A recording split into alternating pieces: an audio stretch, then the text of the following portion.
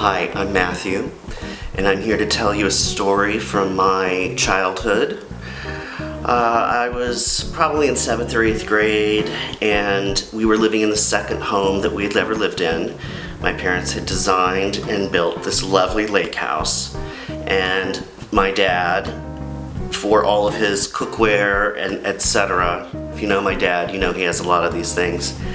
He designed a garage that was basically almost another house. It had a full kitchen, its own bathroom, it fit 2 cars in it, it had all of his cooking and fishing stuff, it had our ping pong table was in there, vending machine, kegerator, TV, the whole 9 yards. And so we were in the midst of a huge storm that had been going on for like a week or 2. These things happen in Louisiana. It just gets rainy and it won't stop. And so the power went out in the house, and it was a problem slightly because our kitchen in the main house was all electrical. So we couldn't cook in there, and so we would go and we would cook in the garage because it was all gas and it was not in fact impacted by the storm. So Easter morning, my brother and I go out in the rain because we want to get breakfast started because we're going to go to the big Easter church extravaganza, and we go to the door and we go to open it and the door won't open, so we just assume that it's been locked. And so we go and we get our dad, and we said, the door's locked to the garage, we can't get in. He said, okay, well, since the power's out, we can't use the garage door opener, so what we're going to have to do is we're going to have to open the garage door ourselves. That's why they have the handles on it. It'll just take all 3 of us and we can lift the door open and get into the garage this way. Problem solved.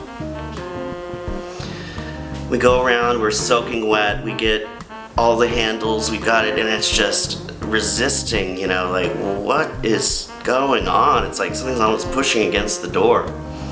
So we give it a good heave-ho, and on 3 we hoist the door up, and I am telling you, a tidal wave of shit and raw sewage shot out of the garage door. Because of the way the plumbing was working, the plumbing for the garage was lower than the water table. So because of all of the rain going into the storm drain, it started coming up and pushing everyone in the neighborhood sewage into the garage. It probably filled the garage halfway full.